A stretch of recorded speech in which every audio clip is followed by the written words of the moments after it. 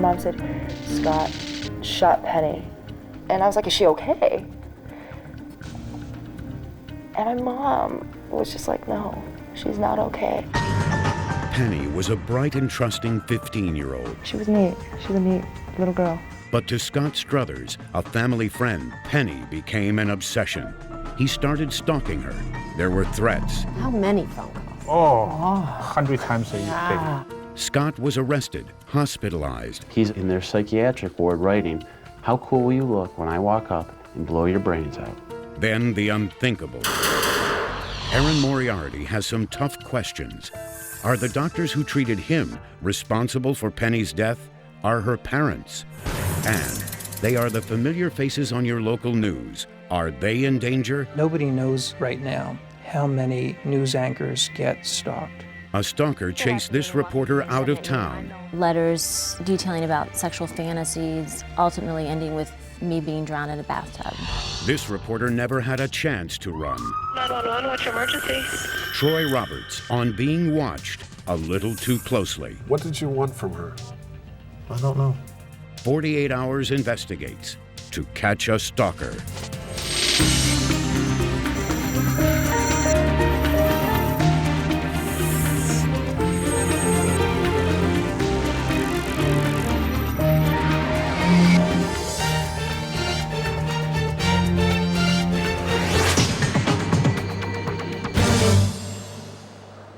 Good evening, and welcome to 48 Hours Investigates. I'm Leslie Stahl.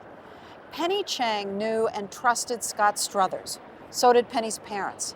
Indeed, Scott Struthers was like a member of the family, and just about the last person they would have ever suspected of posing a threat to their daughter. That's what makes this case even harder to understand. There were warning signs that may have been missed, and there may have been miscommunication too. But there is also a question hanging over this case as to whether the experts, the doctors, are at all to blame. To Penny's family, the answer is clear. Erin Moriarty reports on a story of misplaced trust that led to tragedy.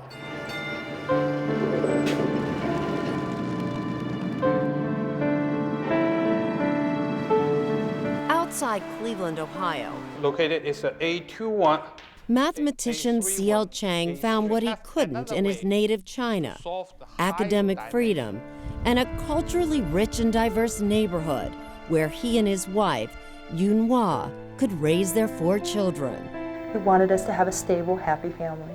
You know, just for us to have a better life. Joanne Chang, the oldest, loved growing up in Shaker Heights. You see children playing outside all the time.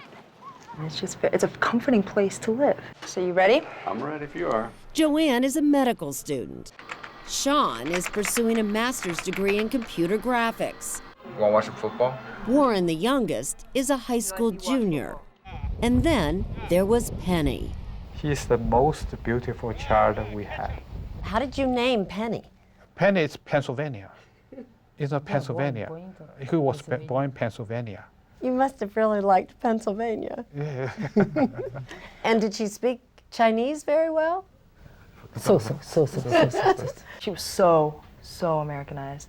I'll go with you. She's definitely pretty much a typical American girl. I mean, talking on the phone for hours. She was neat. She was a neat little girl. A child who thrived in her adopted community, where no one would have predicted what happened. Shaker Heights is an affluent suburb. It's very diverse. There's a lot of old money. And I think people don't like to think things like this happen in places like that. And, we've learned they do.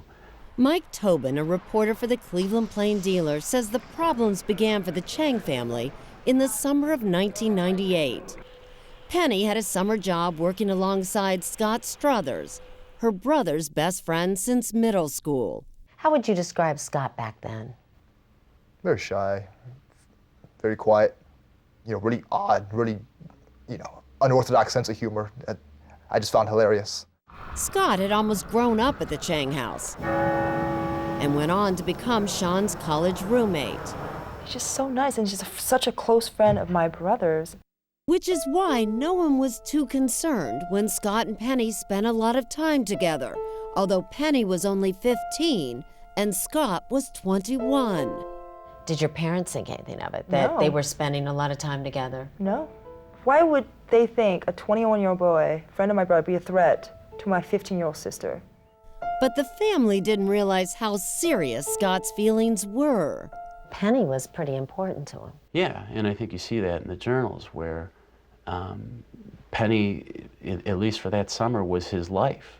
Scott Struthers began a journal later that year that described his relationship with Penny. In his journal, you see him talking about this girl as this wonderful thing and the object of his affection.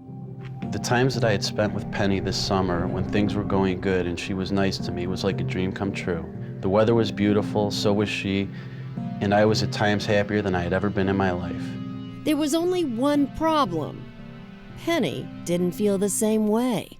It seems like he definitely read too much into it and really thought that, you know, she liked him, and I just don't think that was the case.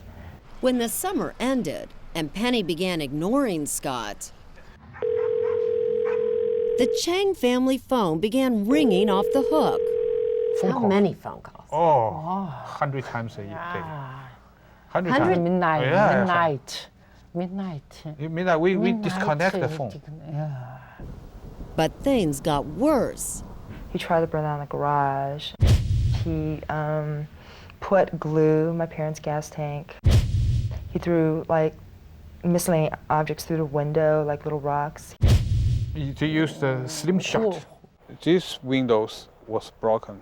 The front one, the biggest front one, it was broken. Days later, the police arrested Scott Struthers. Shaker Heights Police Chief Walter Ugrinick. Would you describe Scott Struthers as a stalker? Yes, yes. He was following her. He was keeping an eye on her. He seemed like a shy, kind young boy. Well, I guess not so much. Were you worried that Scott would ever hurt her? I was a little, but it wasn't overwhelming. Did she seem scared of him at all? She didn't. She didn't. She was 15. Struthers was charged with telephone harassment and misdemeanor arson, but right before sentencing, he voluntarily admitted himself to this hospital for observation. Do you think Scott Struthers went to the Cleveland Clinic because he really wanted help? No, I think it was a legal tactic to show the court, you know, I'm sorry and I'm taking steps to correct my behavior and I'm sick and I'm getting help. Whatever his motive, Struthers stayed here for 5 weeks. He was released on Thanksgiving Day, 1998, after doctors determined he was no longer a threat, even though the journal that Struthers began as part of his therapy here contained some very threatening entries. It's scary.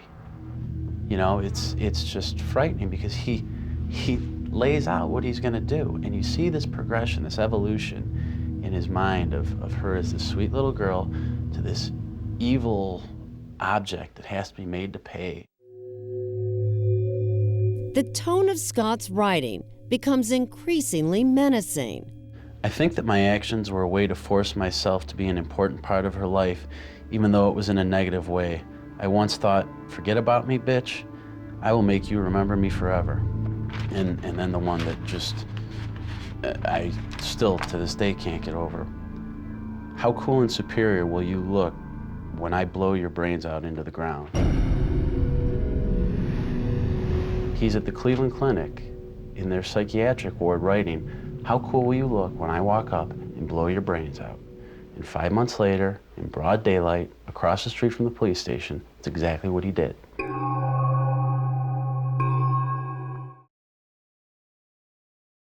Three and a half months after being released from the Cleveland Clinic, at 7:30 on a cold March morning, Scott Struthers stalked Penny Chang one more time as she walked to school. He approached her from behind and shot her 3 times in the back of the head.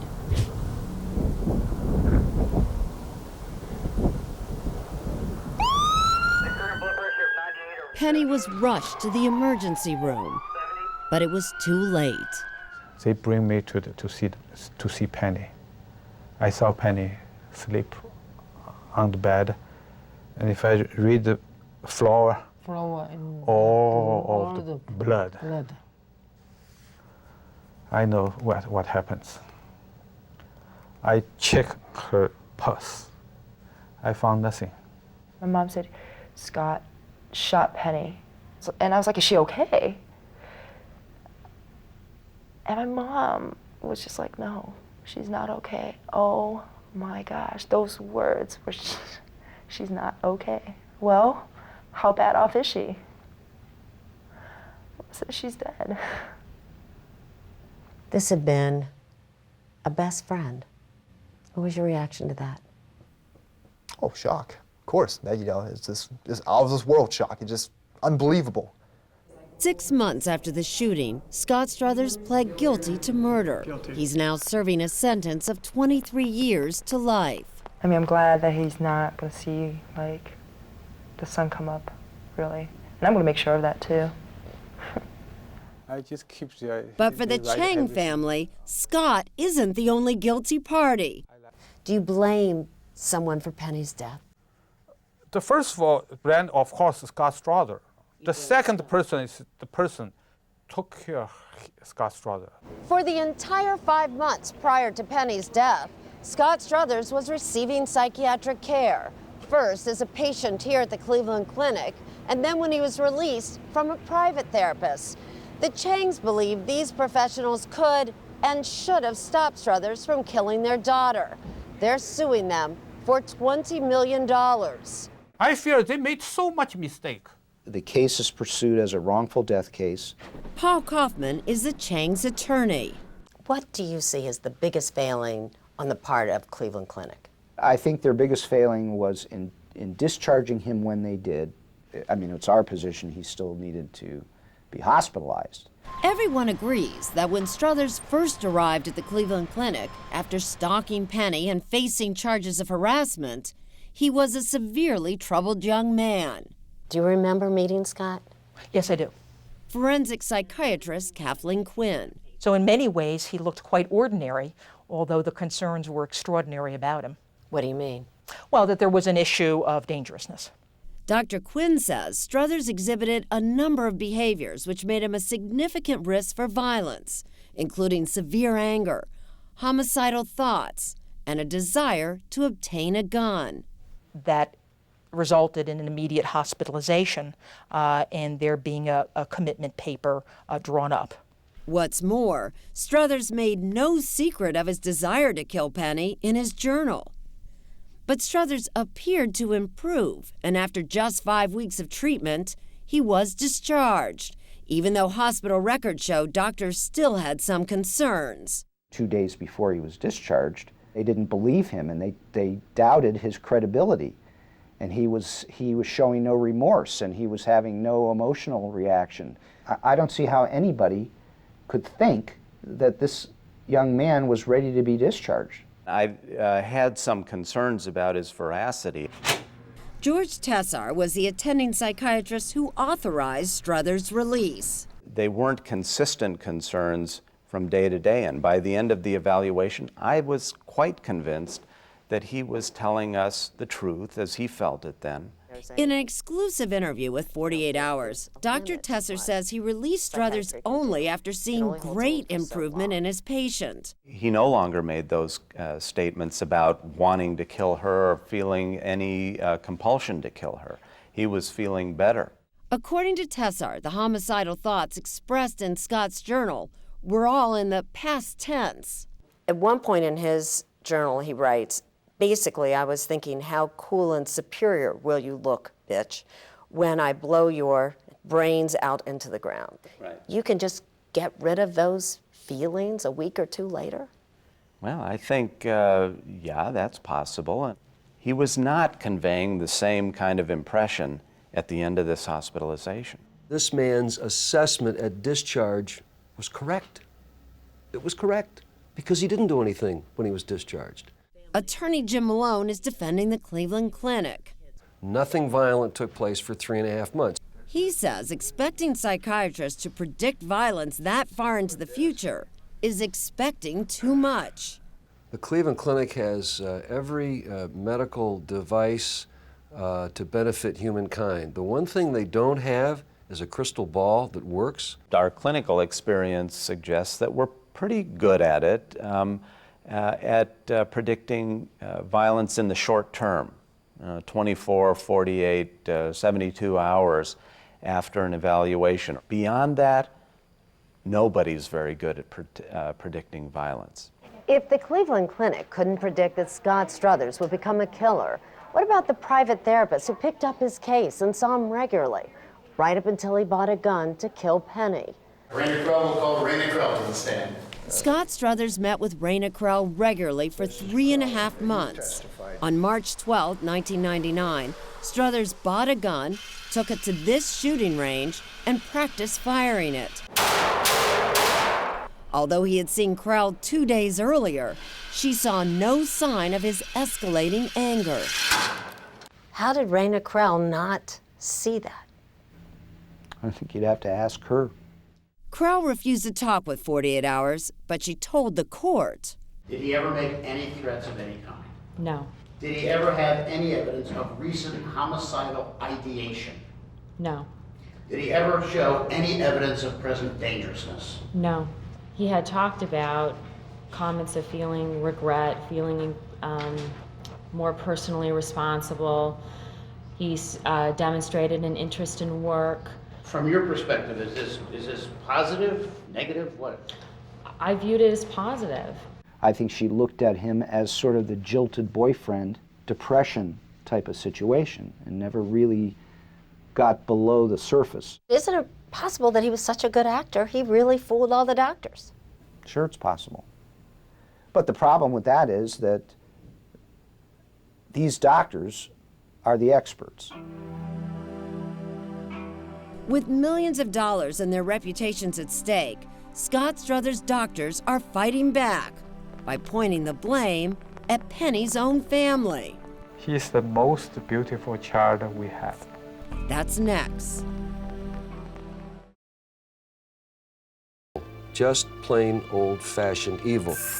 And there is scarcely anything that can be done by mental health or anybody else to prevent evil from having its way. Penny Chang was gunned down by this former patient, Scott Struthers. Cleveland Clinic attorney Jim Malone says doctors did all they could for both Struthers and the Changs, including taking the extraordinary step of calling the Chang family to tell them of Struthers' release. But was that phone call sending a mixed message? You're discharging him because you think he's safe. Why then do you feel an obligation to inform the Changs? That sounds like you weren't quite sure whether he was safe. Cleveland Clinic psychiatrist George Tessar. We thought in view of the comments that he had made and the kind of interaction he'd had with the Changs prior to the hospitalization, that it was only courteous, fair to let them know that he was being discharged. So there was a little concern. There was concern that they should be informed that he was no longer in the hospital. But the Changs say that phone call led them to believe they no longer had to worry about Struthers. My dad told me they called and said, Scott is no longer a threat to your family. And with that little comment, I mean, my dad was very relieved. We trust the Cleveland Clinic very much. They say, no problem, they have no intention. We say, okay, he's possibly still a good boy, right? But the hospital left out an important fact. Their assessment of Struthers was only meant for the short term. Did anybody tell the Changs that? Did anybody say, okay, today we think he might not be a risk, but a month down the road, it's anybody's bet and you better be careful? No, we didn't tell the Changs that. Common sense would tell you that you don't know exactly what's going to happen 3 months down the line. Do you think, in retrospect, that warning was enough for the Changs? I don't know. It's certainly an important point to consider. Whether or not the warning was adequate is an issue at trial because of what happened nearly 3 months later.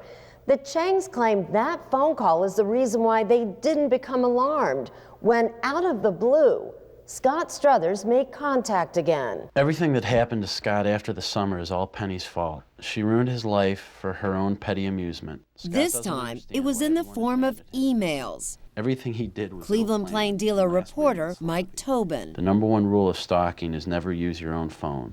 He didn't care if he got caught. And He's talking about himself. The same angry, rambling emails, written in the third person, were sent to Penny, her brother, and her father. But the Changs didn't find them threatening. I saw nothing dangerous in February email. Nothing dangerous, just angry. Just complain. Complaining. Complain. Well, I don't think they believed there was anything to worry about. But my word, what do you have to hear to be worried? In response to the In fact, the Changs reached out to Struthers after receiving them. do anything. Oh, basically, I said, look, okay, you've scolded her enough. Just leave her alone and continue your life. You think about Penny, there's lots of girls at Ohio State campus. When you emailed him, what did you say back? Like a teacher, I say, go back to college immediately. Yeah. You are ruining yourself. Isn't it possible the Changs were still relying on the word of the hospital 3 months earlier? He's no longer a threat, and that's why they didn't react to the emails. I suppose it's a conceivable explanation, but a rather naive response to threat. 1 month later, just days before the murder, Struthers emailed the Changs again. Next time it's a March email, about 60 pages. 60 pages? 60 pages, like a book. This time, the Changs didn't read them, thinking they were simply more of Scott's harmless complaints. And I saw nothing dangerous in the first few pages. Had he read further, he would have been horrified. Buried within the 60 pages, Struthers spells out his plan to kill Penny. I would like to take a hammer and repeatedly smash her face in with it until her face is a soupy, bloody pulp. Scott's moral duty has been satisfied by just sending these messages. You can never say that you didn't know. You were given the opportunity. Remember that. That's really creepy. Yeah. He was warning them of what he was going to do, and they didn't realize it. I thought he was doing better. Neither did Raina Krell, the therapist who had been treating Struthers at the same time he was writing out his murderous intentions. Did you, when you were treating Scott Struthers, have any information at all relating to these emails? No, I did not. Did you ever hear of them when you were treating him? No. Did you do your very best treating Scott Struthers? I did the best I could with the information I had. You're a professional person. You're not expecting her to be a mind reader. Nobody is a mind reader, but you still should know he has the intention. But Cleveland Clinic attorney Jim Malone says since only the Changs knew about the emails, only the Changs could have prevented their daughter's death by notifying the police. In the bottom of your heart, Dr. Chang, don't you know that you should have called for help, that a call to the police would have stopped all of this? If I read this email totally, definitely I call police. Was part of your strategy to deflect blame away from the hospital and onto the Chang? No, I don't believe they're responsible for the death of their daughter.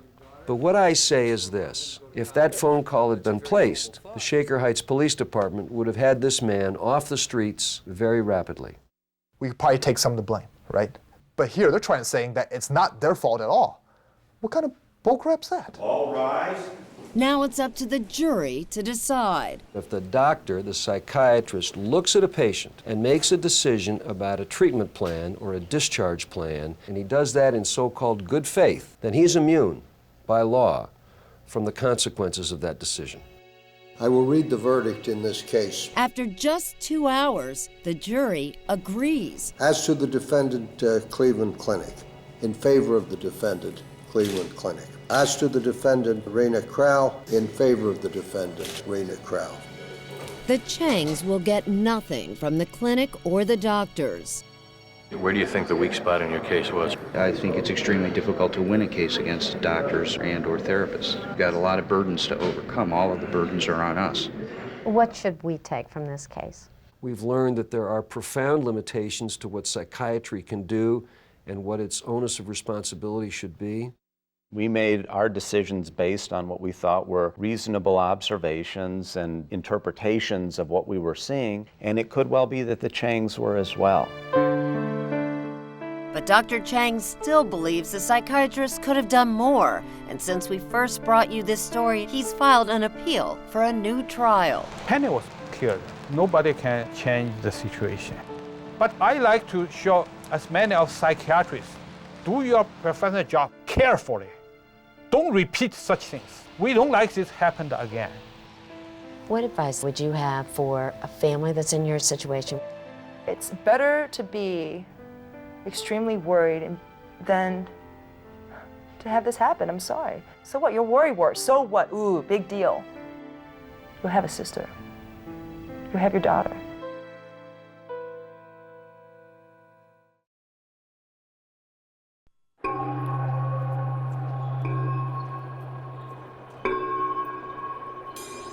Stalking happens to be an occupational hazard of this business, television reporting, that nobody likes to talk about.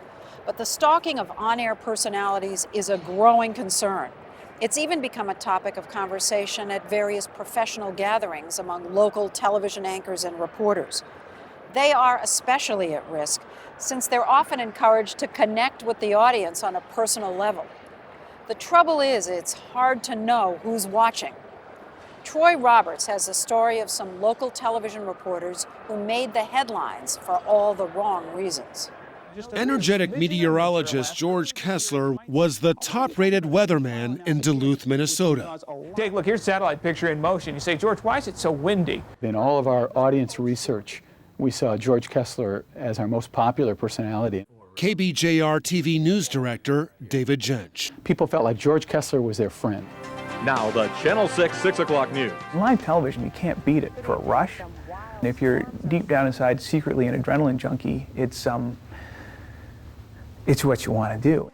I know, is that frozen now? Kessler felt right at home in Duluth with his wife Sheila and their small children. This was a perfect fit for you, right? You liked the city. I love the city. Duluth is a great town. You could drop a money clip in the middle of the street and somebody chase after you to give it back. And so you have this wonderful sense of it's almost childlike, the security that you have here.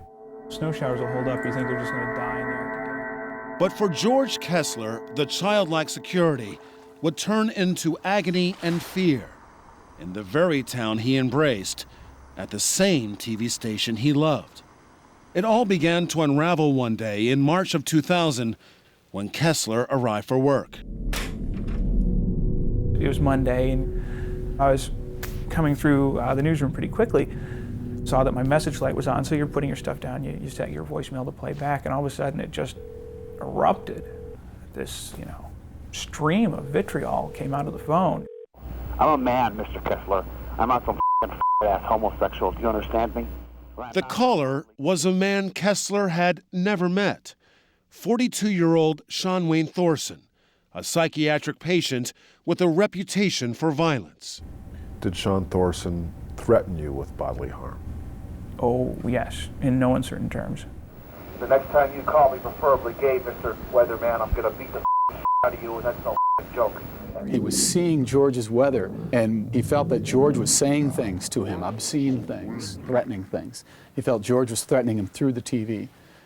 Yeah, this is Sean again, and I'm not going to accept your apology, you You happen to be one of those people who can dish it out but can't take it, huh, yourself? Well, you're going to find out the hard way, my friend. I can definitely do something about it, and God bestowed upon myself the power to do so. Thorson ignored warnings from police, even a restraining order, to stop making the phone calls. For that, he spent 4 months in a mental institution. But after he was released, Thorson went straight back to the phone. And your ass ain't getting away with what the you've done to me, especially for calling your dogs the police on me. Over the next year, Thorson was committed and released for mental illness 2 more times. Incredibly, there was nothing more Kessler or the police could do. The way the laws are, you can't necessarily have security in a situation like this until something really bad happens. Do you think, given the opportunity, Sean Thorson would have killed you? If he was in the grips of a delusion and I happened to be available to him, yes, without a doubt. The question really is, how many stalkers does a celebrity have? not if they have any. Forensic psychiatrist Dr. Park Dietz has spent years investigating and testifying against serial killers and stalkers, including Jeffrey Dahmer and John Hinckley. Dietz says stalking of television news personalities is an occupational hazard that few in the TV industry are willing to discuss. The illusion of intimacy is inherent in the medium. It's inevitable that some viewers are going to be attracted to this. Take a look, satellite picture in motion. And while George Kessler's ordeal wasn't unique, stalkers more frequently target women. The ideal victim is a sweet, kind, gentle, pretty, accepting, approachable virgin. That allows many men in the audience to have the view, she's meant for me. Good afternoon and welcome to News 7 at noon. I'm Melanie Moon. Anchorwoman Melanie Moon was a rising star at WDBJ in Roanoke, Virginia, when in 1996, she started getting dark, suggestive letters from not one, but several viewers. Letters detailing about sexual fantasies and ultimately ending with me being drowned in a bathtub. What did these letters do to you psychologically, emotionally? Give you nightmares. For months, I would take a shower with the bathroom door locked. Would be at the grocery store. If someone looked at me strangely, for a second I would think maybe that's them. By the fall of 1997, the FBI was searching for Melanie Moon's stalkers. Then she began hearing from 47-year-old David Lee Duff. The first couple letters I got, he would call me the goddess of dawn, and you and I are alone together each morning in my room. They got to things like, I liked what you were wearing today. I know you were wearing it for me. I saw you smiling at me today. Thank you. And then he sent me an engagement ring. Even after all she'd been through, Melanie Moon didn't think David Lee Duff was out to harm her. After all, he had only sent what she believed were fairly innocent tokens of his affection. But on November 5th, 1997, Duff crossed the line and came to visit Melanie at work. The confrontation was caught on videotape. Duff was told to leave, and he did so without incident. Roanoke police then warned him to stop contacting Moon, but the harassment didn't stop. He continued to write letters, saying things like, they can't keep us apart. I'll wear jailhouse orange if I have to. It almost came to that. This court is again in session, please proceed. In March of 1998, Melanie Moon saw her stalker for the first time at the Roanoke City Courthouse. This takes away even more of your feeling secure and safe. David Lee Duff was convicted of stalking, but all he got was a 6-month suspended sentence. Well, Rich Gould has some breaking news. Melanie Moon got out of Roanoke, taking a new job in another city where she's better prepared for unwelcome attention. Tear gas on my keychain. Carrying tear gas on her keychain and a stun gun in her purse. Haven't had to use it yet. Park Dietz says he understands why she has them. Nobody knows right now how many news anchors get stalked. The likelihood is that for good-looking females on the news nightly, it's 100%. It's a warning, Dietz says, that not enough television personalities take seriously. Civil 911, what's your emergency?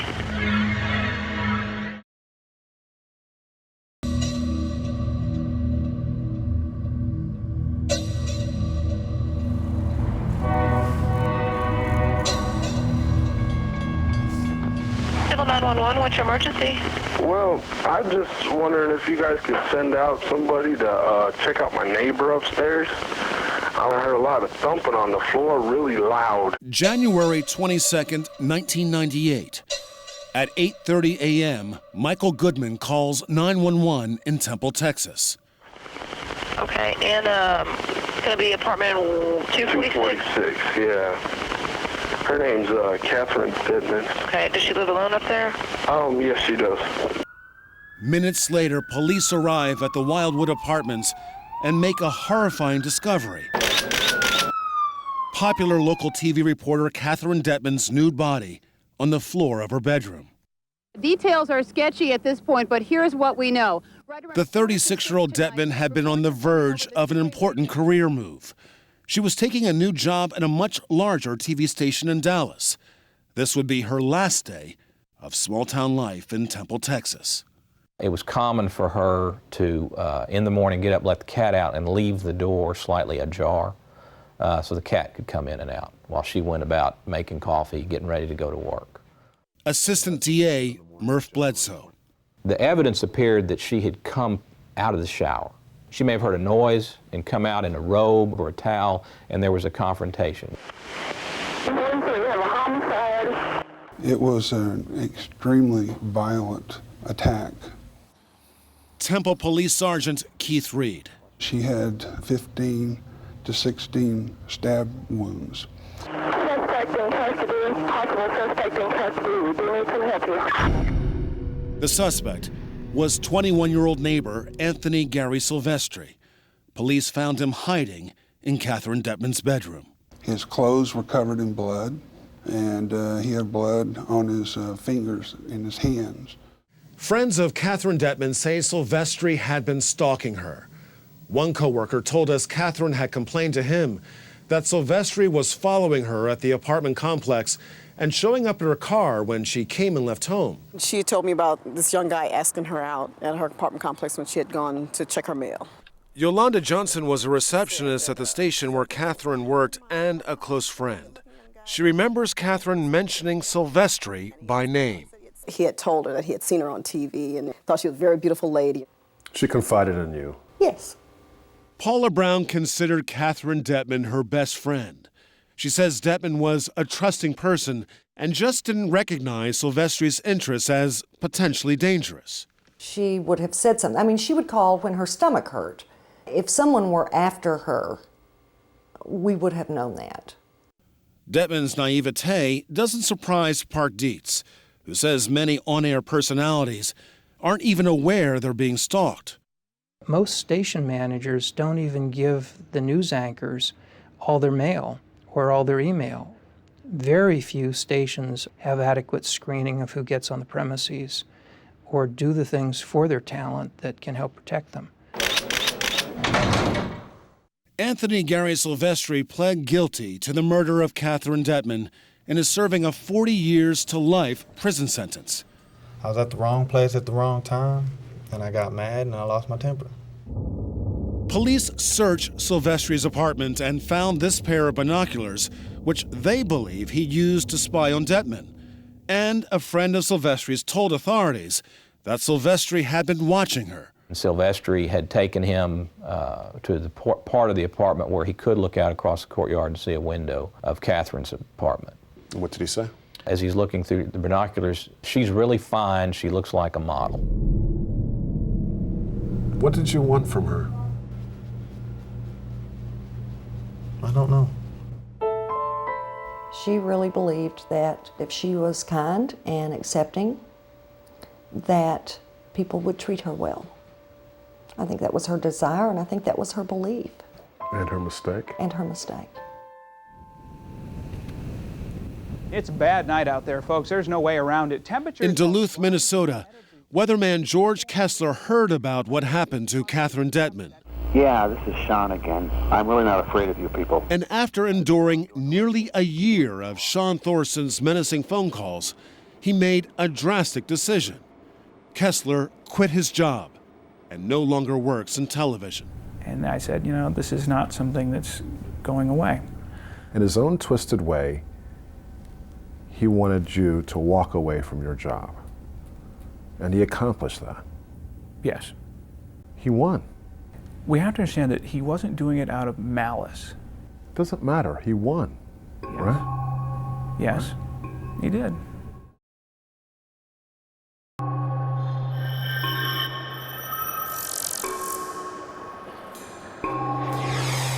In the last decade or so, all 50 states have passed anti-stalking laws. At least a dozen states make stalking an automatic felony. And by no means is it mainly celebrities who are victims. If you feel you're being followed or threatened, report it to the police, tell a friend, and keep a record of it. That could all be crucial to staying safe. No one wants to go through life looking over their shoulder. But experts say a little healthy suspicion could be the first step to stop a stalker. That's 48 Hours Investigates.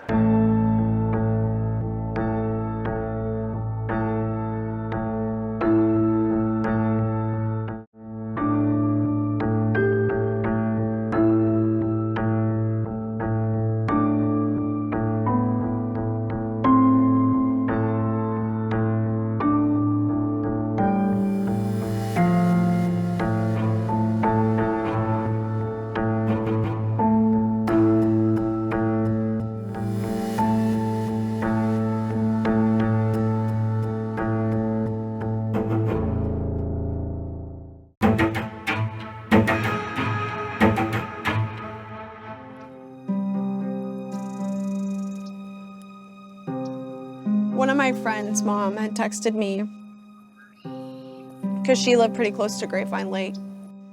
And she was like, look what happened. A developing story right now, a body found on the banks of Grapevine Lake.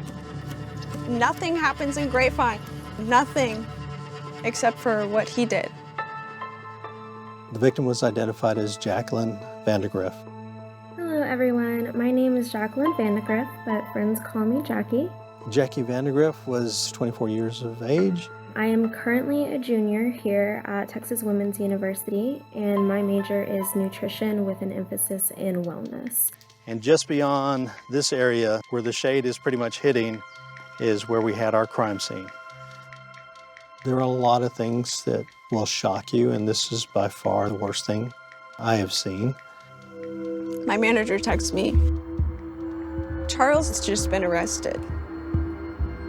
I felt like the world was spinning, like everything was out of control. It's believed that last Tuesday, Jacqueline Vandagriff met up with Charles Bryant at a bar in Denton. Surveillance video, also cell phone pings, all put Vandagriff and Bryant together. I remember him just being kind of quiet. I immediately said, there's no way. They have the wrong guy. There's no way that he did this. Are you telling me there's no evidence that Charles Bryant killed Jackie Vandagriff? Not direct evidence.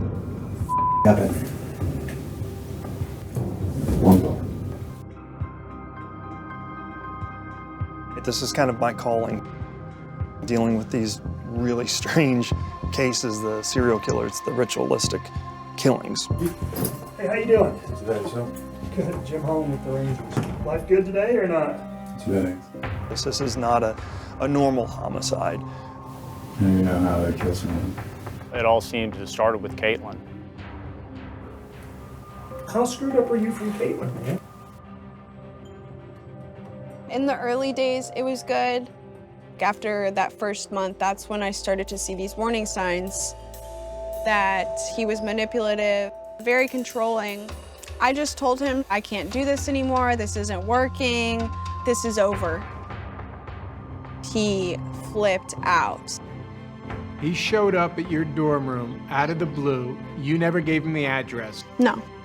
You know you trespassed. In his mind, he was seeking revenge. The warrant that we got is for stalking. On his ex-girlfriend, who had called the police on him. How he was stalking me was completely related to Jackie Vandagriff's death.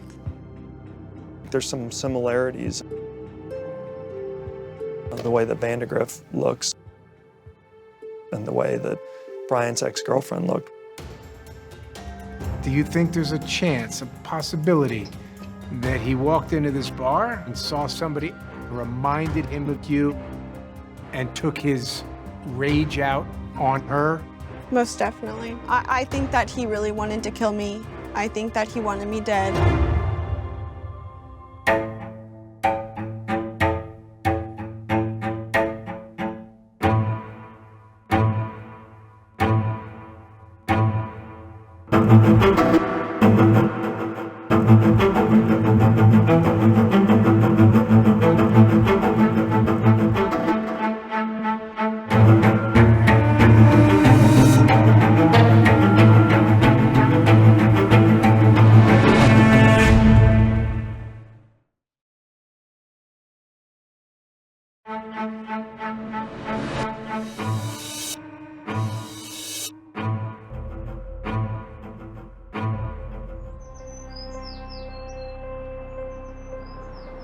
When I first arrived on the scene, I saw a lot of police cars, saw fire trucks. There was a lot of activity. It was September 14th, 2016, just before dawn, when John Luna, a captain with the Grapevine Police Department, responded to a call about a gruesome discovery here at Grapevine Lake. Just off of the worn footpath, you have an area that's pretty well overgrown with weeds, but you could clearly see a small area that was burned just beyond where I'm standing. There was a body that was obviously charred. It had been set on fire.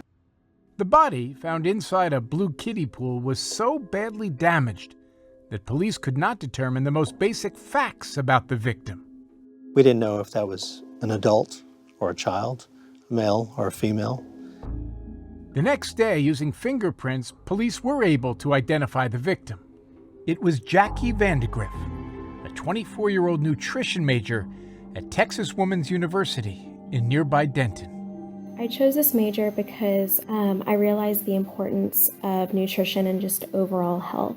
We're both named Jacqueline, named after Jacqueline Kennedy. One of Jackie Vandagriff's closest friends, Jackie Tan. They met in high school. Ever since then, we were Jackie squared, and I loved it.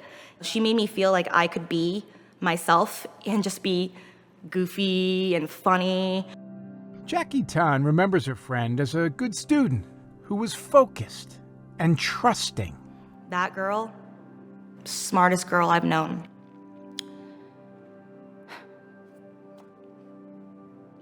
She had her whole life ahead of her. She had plans.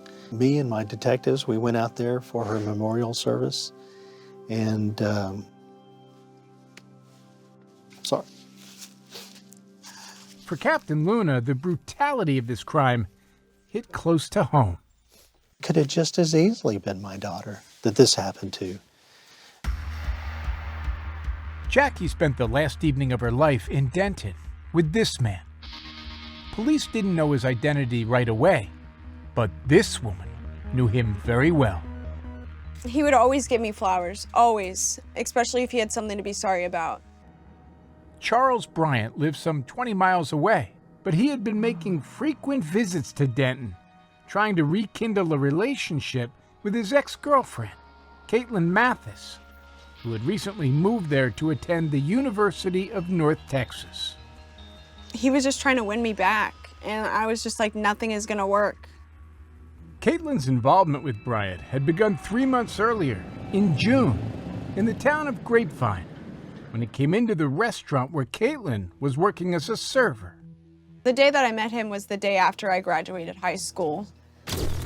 He had lots of muscles and tattoos, which kind of interested me at the time. Bryant was then 29, working as a bartender and personal trainer. You're 18, he's 29. He's got muscles and tattoos and must have made your mother crazy. Yeah, extremely crazy. In a good way, though, yeah. She cared about me. Being a mother of adult children is a different role. You have to let go for them to fly away and grow up with you. Caitlin is the youngest of Karen Halsey's 4 children. She says Caitlin was hard to miss. Fireball. You know, when she's in the house, she never walked anywhere. She ran everywhere. And Caitlin ran headlong into the relationship with Charles Bryant that summer of 2016. One of their regular date spots was at the park by Grapevine Lake, where this picture was taken. When Karen learned about the relationship, she asked Caitlin to show her a picture of him. I got this feeling just deep inside to my bones, an evil feeling. And I said, he's going to hurt you. He's going to do something bad. Wow. And she's like, oh, he's nice. He's good to me. He makes me feel like an adult. Were you thinking to yourself, you're 18, you're too young to know? Yes. But I didn't want to insult her. Within weeks, Caitlin was having serious doubts of her own about Bryant. That's when I started to see these warning signs that he was manipulative. He was a bit of a narcissist. He thought very highly of himself. He would say things like, oh, you'll never find anyone better than me. It was toxic, and he was toxic. In mid-August 2016, Caitlin broke up with Bryant. She thought that was the last she'd see of him. But the next day, he showed up uninvited at her mother's house. And somehow he convinced me to get back with him. He was trying to say, oh, I can work on this and I can be better, and making all these promises.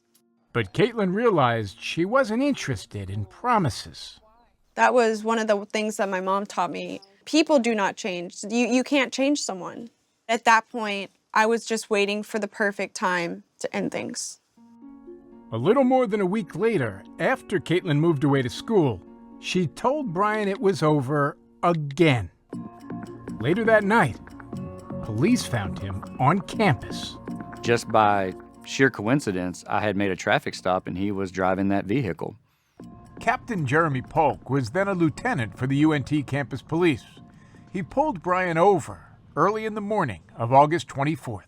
I thought he was an intoxicated driver by the way he was driving, and that was my focus. So right now I'm going to have to place you on, arrest. So good, you can just remain seated. It's all good. Bryant was not over the legal limit. He was charged with a few outstanding traffic tickets, and they let him go. Later that same day, he was back on Caitlin's campus again. He actually knocked on the door of my dorm room. He didn't know prior to where I lived. And he said, oh, your name was on the door. Did that creep you out? It did. At that point, I was scared. Caitlin got him out of there and called campus police. Captain Polk recognized Bryant's name on the report and went along to interview Caitlin the next day. She told us things like, I just did not like the way Charles spoke to me. I did not like the way he treated me, and I made that choice then and there. I would do everything I could to help her with this situation.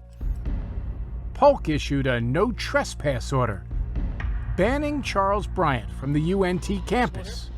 But once again, Bryant would not take no for an answer. The biggest fear I have as a police officer sometimes is emotion, because emotion drives people to do things you would never imagine.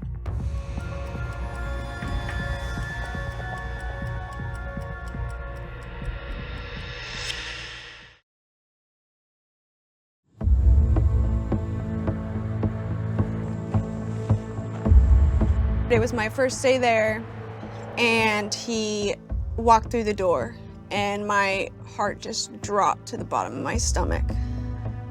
It was August 31st, 2016, a week since Charles Bryant had tracked Caitlin Mathis down at her new dorm. Now he was invading her space again, coming into her new restaurant on her first day of work. I was like, I just want you to leave. What did he say to that? He didn't really say anything. He looked upset. My new coworkers, they were like, yeah, he was here yesterday looking for you. Caitlin asked her manager to keep Bryant out, but her manager said there was nothing he could do. I can't work here. I don't feel safe enough to work here. Caitlin went back to her old job a half-hour's drive away. Her mother found it all hard to watch from a distance. I said, come home. It was my motherly instinct to protect her, and in order to protect her, I had to have her with me. But Caitlin thought she'd be safe in her dorm. A week later, on September 6th, what would have been their 3-month anniversary, Bryant was back, yet again. He showed up to my dorm, knocked on my door, and at this point, I was shaking. I'm all alone. I actually hid in my suite mate's closet. You hid? Yes. When I was on the phone with the police, they were like, we can't hear you, you need to speak up. And I was just afraid that he was gonna hear my voice. I did hear him say, Caitlin, I know you're in there, just open up, I have something for you. And I'm like, God, what do you have for me? I don't want it. Bryant left flowers and a 2-page letter. When police arrived, he was gone. I heard him say, hey, it's Charles, I have something for you. You didn't know for sure it was him? Yeah, I know it was him. Share 27, myself and 443 going to be on. Police found him outside 10 minutes later. You at school here? No. What's your name? Now in running clothes, and arrested him for trespassing. Well, you know you're not supposed to be up here, man. Bryant posted bond and was released within hours. Although Caitlin had already blocked him on her phone, email, and social media, he created a new email address and wrote to her later that same day. Here I am, heartbroken and with a criminal record for bringing the girl I love flowers. That's when it became really serious for me. If an actual physical arrest doesn't stop the behavior, then something is wrong. Captain Polk helped Caitlin get an emergency protective order. And because Bryant had kept trying to reach her after his arrest, How you doing, Charles? Yep. You have your ID with you? Polk had his officers go to Bryant's house the next day and charge him yet again, this time for stalking. This was his third arrest in 14 days. I told him if he continued to communicate with Caitlin, I would use every email, I would use every text message, I would use every phone call as a reason to have him rearrested. 2 days later, Bryant posted a $5,000 bond and got out of jail. He was telling his roommate that I was the crazy one in this relationship. So all of his friends were kind of coming at me and they were like, "Why you need to drop these charges against him." By September 13th, Bryant was back in Denton, just a half mile from Caitlin's dorm, in an area she had told him about back when they were still dating. I was talking about going up to Fry Street and meeting new people. Bryant went to Fry Street Public House that night at about 7 p.m. An hour later, Jackie Vandagriff walked in, asked about a job, and ended up in a conversation with the bartender and Charles Bryant. About 45 minutes later, Jackie posted a message on her Twitter. "I'm glad I decided to get off Tinder and walk to a bar." Jackie's friend, Jackie Tan. Jackie was a very social person. Whenever she went out, she would make friends with everybody. And it wasn't even flirty. It wasn't anything, She was talking to the bartender, talking to other people. At about 9 o'clock, Jackie left with Bryant and the bartender. She and Bryant went to another bar nearby and started talking to a group of women. By 9:45, it was raining and everyone was headed out. Jackie left with Charles Bryant. I feel like she felt comfortable enough with him that night because she had been hanging out with him for so long that she was like, "Hey, well, whatever. He's just gonna drop me off. It's not that far, and I'll be good." Once in his car, Bryant stopped at a convenience store. This was the last time Jackie Vandagriff was seen alive. The day after she was found dead, there was a new post on her Twitter. "Never knew I could feel like this." It was just really bizarre. Police suspected it was a message from her killer, and they knew they had to move quickly to ID the man Jackie had been with. They had some luck when they tracked down the women Jackie met that night. One of the friends that was with her had gotten a business card from this person because he was a fitness instructor. Now the Grapevine police had Charles Bryant's name. They learned about that restraining order. So in my eyes, that played into him as being a good suspect. Grapevine police called Captain Polk, who was in the middle of a road race. The first thing he told me was Charles Bryant was their main suspect in Jackie's murder, and I immediately just sat down on a park bench in the middle of the race. It floored me. Bryant was emerging as a strong suspect, but Grapevine police did not have physical evidence connecting him to Jackie's death. So for now, Bryant was free, and Polk was worried about what he might do next. I called Caitlin and I just asked, "Where are you?" I was like, "Does this have to do with the murder that happened in Grapevine?" And he's like, I can't specify that to you, Caitlin, but are you safe right now?" And what did you say? I said, "I think so." She might have been wrong. In the days after Jackie's murder, Charles Bryant sent Caitlin several emails, including this picture, writing on it, "First kiss under this tree once upon a time." That photo was taken at Grapevine Lake. He might have taken that picture that same day that Jackie was killed.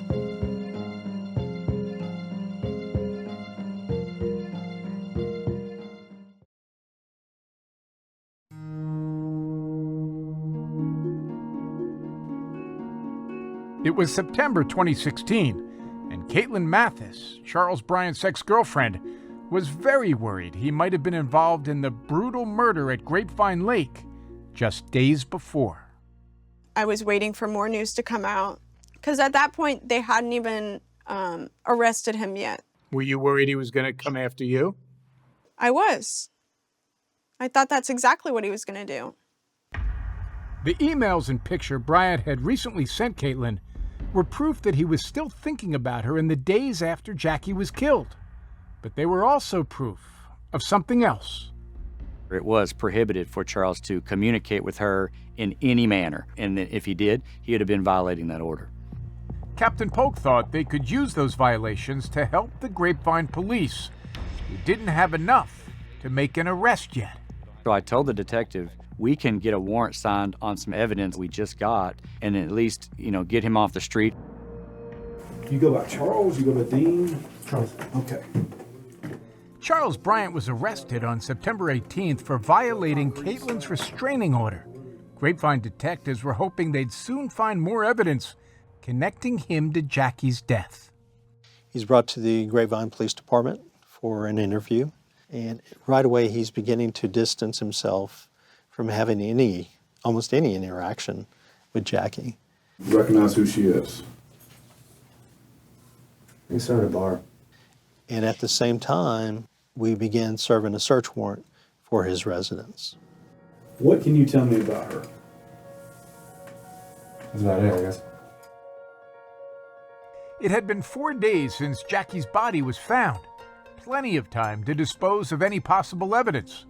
But Captain Luna at Grapevine PD says they found a lot at Bryant's home, including a large military-style knife. You know what? Her purse was found in there too. Bryant had no way to answer for any of it, including 2 more items police found while he was in custody. Video of him buying a shovel the night Jackie disappeared, and a kiddie pool missing from his backyard that matched the one Jackie's body was found in. We have video of you with this girl. Show me. You're at the bar. You're walking around Walmart at 4 o'clock in the morning buying a shovel. She's found dead in a pool that came from your backyard. He even got to the point at the end of his interview with our detective where he said, well, I must have done it. I don't remember doing anything. Hey, everything points to me. It's like I had to have done it. An open and shut case? Not even close. Although there was overwhelming evidence that Bryant had disposed of Jackie's body, there was no evidence yet that confirmed how Jackie had died, or that Bryant had killed her. And that's when they reached out to me and asked if I could come in and spend some time with him and interview him and see what I could get. Because you have an expertise in dealing with this kind of personality. Right, this is kind of my calling. Jim Holland is the senior member of an elite team of Texas Rangers, a select division of the Texas State Police. He specializes in interviewing some of the country's most prolific killers and analyzing their thoughts. Hey, how you doing? Today, so. And Charles Bryant seemed to fit the bill. Jackie's body had been dismembered before being set on fire. How do you begin to understand a mind that would do that? A lot of these people actually want to tell you. They want to tell someone. At first, Bryant kept to his claim that he didn't remember a thing. Yeah, it's crazy because I really don't remember meeting this girl. The idea that he doesn't remember doing it, no, it's absolute nonsense. So you knew Charles Bryant remembered exactly what had happened. Oh, yes, absolutely. And your job was just to pull that out of him. Right. You know, you're not a violent dude. You haven't haven't really been in trouble. Holland says his strategy was to try to make friends with Bryant and get him talking. You obviously work out. I mean, you're a stud, right? You don't want him to look at you as a law enforcement officer. You want him to think of you as a friend, a compadre, a drinking buddy. You know, you kind of go back to what two boys would talk about in a high school locker room, you know, about the girl they kissed on Friday night. You don't have any issues with girls. No, not by any means. They're just blowing my mind. And Holland suggested possible scenarios to see if Bryant would take it from there. Okay, so something happens. Bam, there's a snap.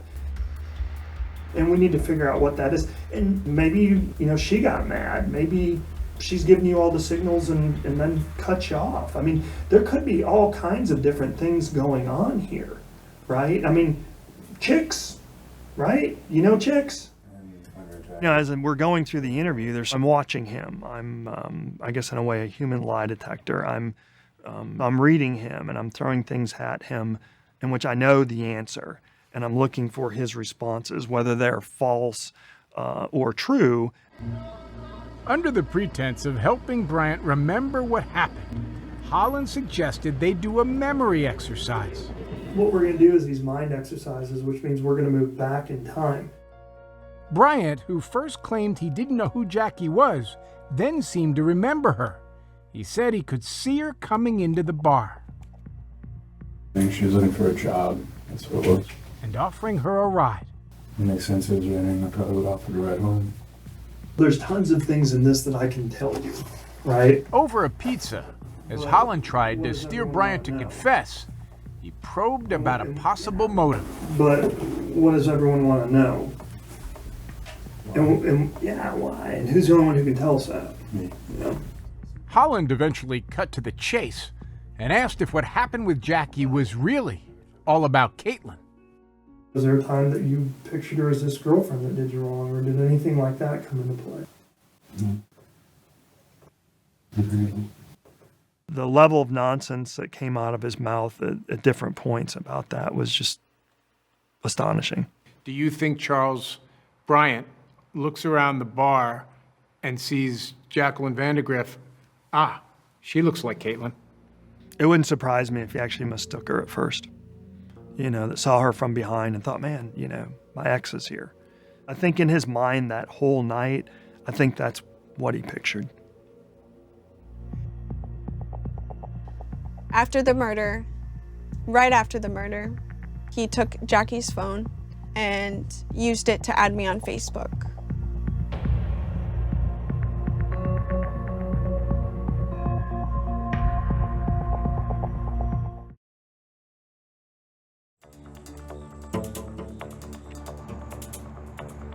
When Texas Ranger Jim Holland was brought in to interrogate Charles Bryant, the nature of the crime made him wonder if Bryant's brain was wired like the serial killers he'd encountered.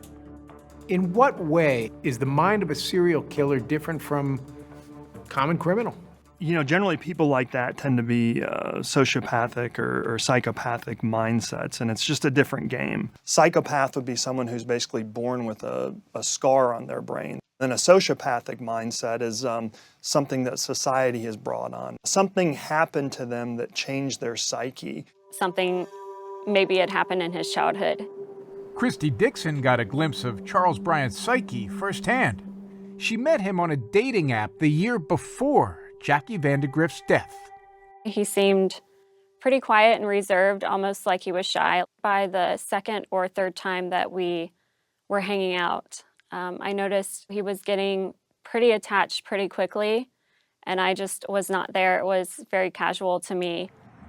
After she broke things off, he continued to pursue her.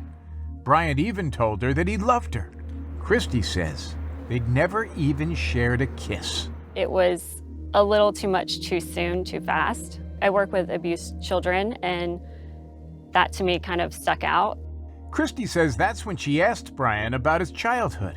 He told her he had been molested, a claim that 48 Hours could not independently verify. I remember thinking, that makes sense. I'm not a psychologist or anything, but his behavior sort of came off to me as maybe an abused child or someone who is just needing that extra love that most people probably aren't seeking. Still, Christy thought he was harmless and stayed in touch. I thought he was just a really nice guy and felt sorry for him.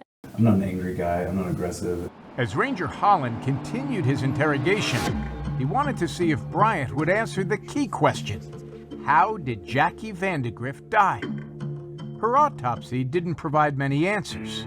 There's a lot we didn't know. We didn't know where it occurred. We didn't know exactly how it broke down. And so that's what my goal was. Holland wondered if the crime had a sexual element, but initially, Bryant denied anything sexual took place. I don't recall having sex. You don't? No, normally I recall having sex. After 3 more hours of interrogation, Bryant said they did have sex. Kinky sex. According to Bryant, Jackie wanted to be choked with an oversized zip tie that just happened to be in his car. She didn't fight you in any way when you were putting it on? The consensual sex aspect of it was one of those things that no, I felt strongly that he was lying about. And Bryant also claimed that neither he nor Jackie had tightened the zip tie intentionally. Okay. So you think he just tightened up on its own, basically? Not so much that, like, it had a snag on something or... Okay. Then what happened? I'm trying to remember. Yeah, she's not responsive. Shake her. Nothing. Are you just thinking this is a complete and total lie? Yeah, it's total fabrication. Did he kill her? Yes, absolutely. When you deal with these people, it's so rare that you would sit down with them and they would just tell you A to Z, this is what occurred. And they're always going to leave out things that make them look really bad. In other words, there's an excuse. I'm not a bad person. I didn't mean for this to happen. It was an accident. Although Bryant was evasive about how Jackie died, as Holland led him through the memory exercise, Bryant went into gruesome detail about how he disposed of her body. Okay, what do you see in the pool? Garbage bags. All right, now tell me exactly what you see occurring after that. I go down that trail. And what happens next? Set it on fire. The fire. Why do you burn the body? Spirit evidence. Even if he couldn't admit to murder, Bryant seemed to waver between denial and acceptance, at one point conceding that the evidence showed he had to have done it. I can't fight it. It's obviously me. After an intense 6-hour interrogation and with mounting evidence, Charles Bryant was finally charged with Jackie Vandagriff's murder. Christy Dixon could not believe the news. That night, I actually was scared to go to sleep. I had nightmares. He had never threatened me before, but just the fact that someone that I felt that I knew had murdered someone potentially, I was terrified. For Caitlin Mathis, her worst fears were confirmed. And when she tried to learn more about the woman Bryant killed, she made a shocking discovery on Facebook. I looked up Jackie Vandagriff and I realized, oh my God, I'm already friends with her. Caitlin says that digital friendship began after Jackie's death. You got a friend request from Jackie Vandagriff. Yes. Caitlin believes that Facebook friend request could only have come from one person, Charles Bryant. That really sounds diabolical. It was. Bryant pleaded not guilty to Jackie's murder. His defense was the same story he told Ranger Holland. These two young people met. They consumed a lot of alcohol. Our position is they had sex, kinky sex albeit, and she died. Bryant's court-appointed defense attorney, Glynis McGinty, says Jackie Vandagriff's death was a tragic accident. Are you telling me there's no evidence that Charles Bryant killed Jackie Vandagriff? Not direct evidence.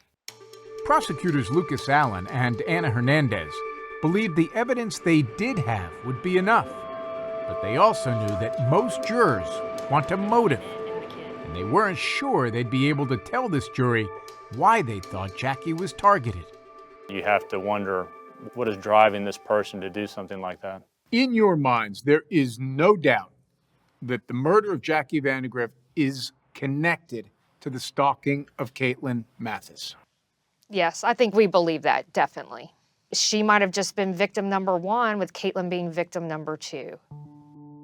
To help prove this, the prosecution was hoping the judge would allow Caitlin to testify against her ex-boyfriend turned stalker in open court.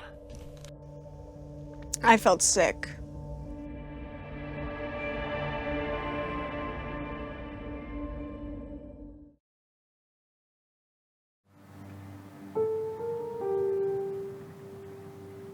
Jackie was the most special person.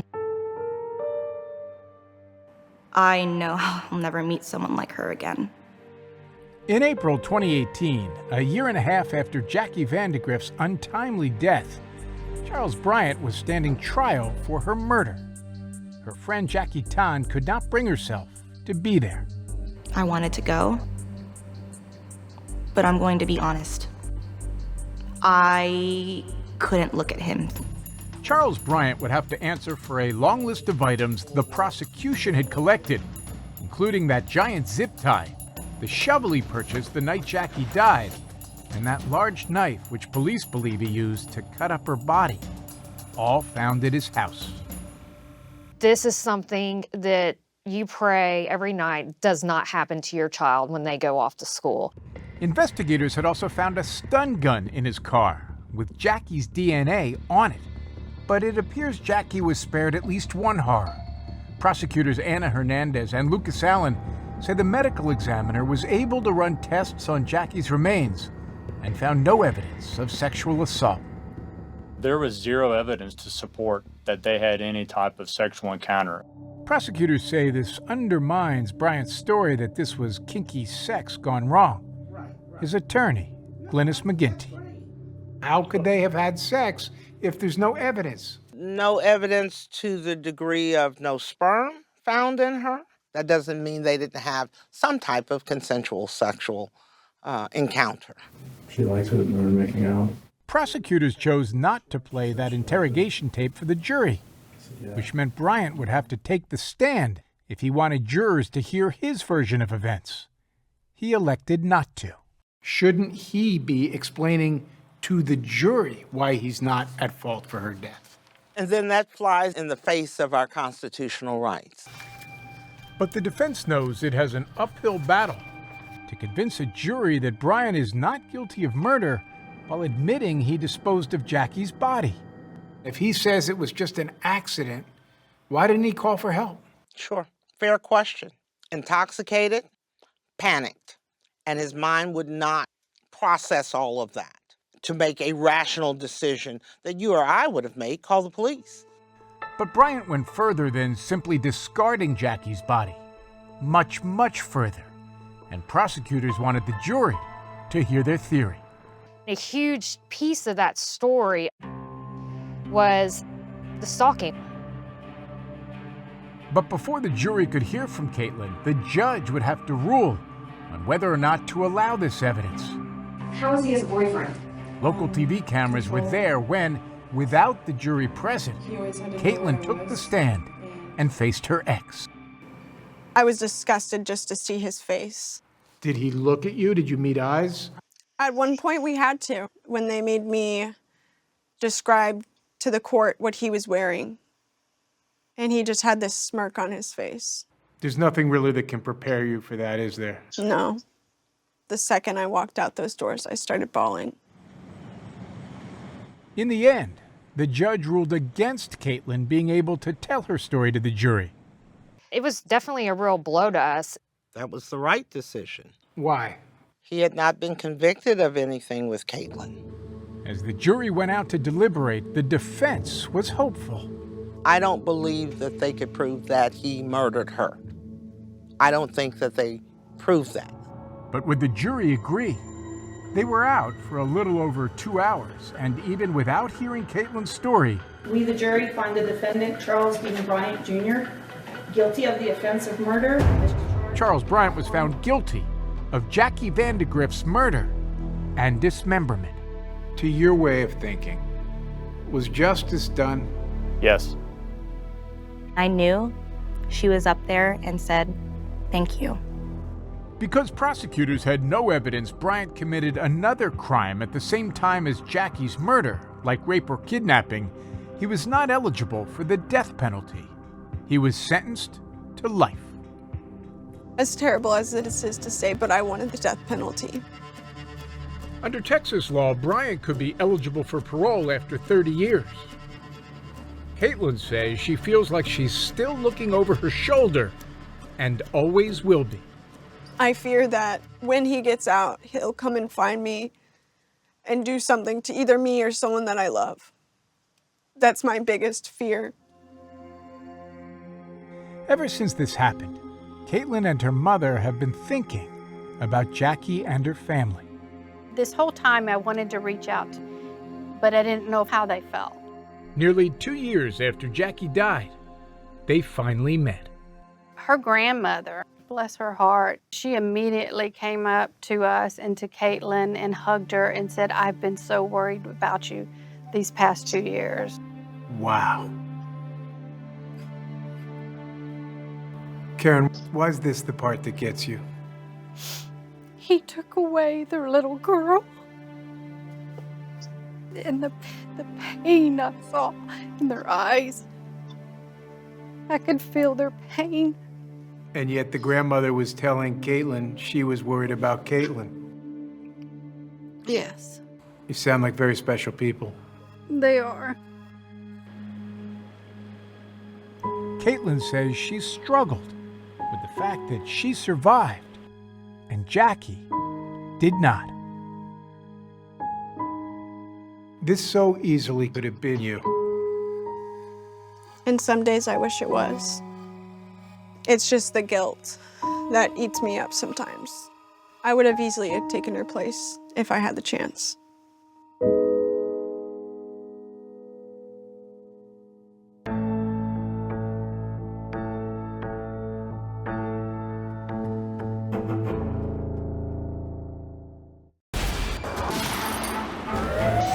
"48 Hours. Don't miss an episode."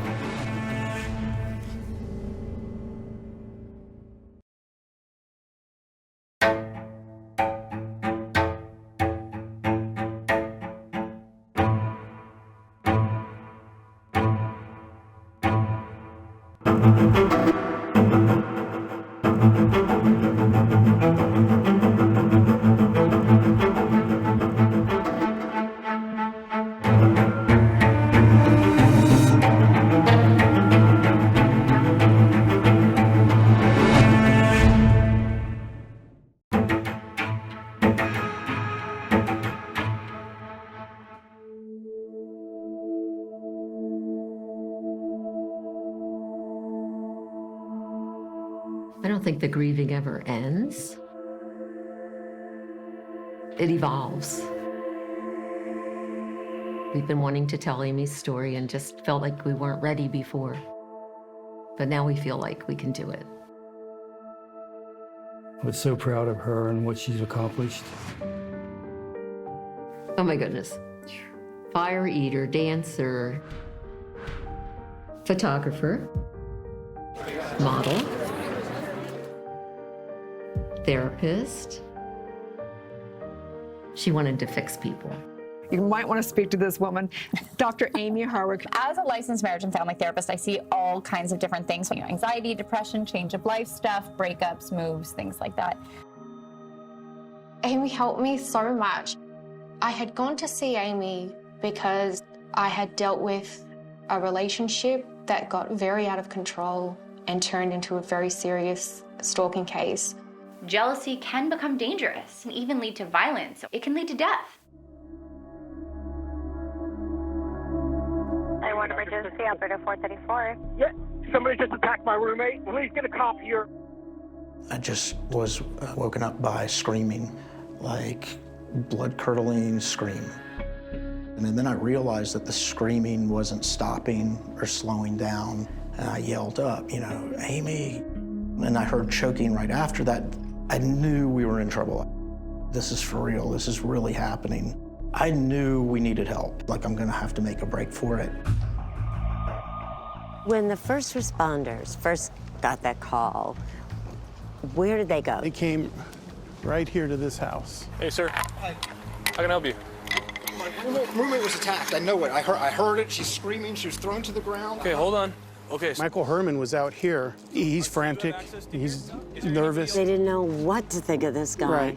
Right. They had no idea of who he was, why he was involved in all this. They knew he was rambling on. They had some doubts about him originally. I think there's Okay, sir, do me a favor. Do me a favor. Calm down. Calm down. Other than your roommate, is there anybody else inside the house? I don't know. Thanks. And I'm walking them around to the back of the house. And it's dark back there. There's some light, but it's pretty dark back there. And when they get around to the back, now they can see a body on the ground. Sir, come here. I remember not knowing what I was seeing, and afterwards realizing it was Amie. Really what hit me was the way that she was killed. So heartbreaking that her, of all people, had to be taken in the way that she was. I said, I know who did it. I just knew it. I was the only person she was afraid of. It's the only one she was ever afraid of.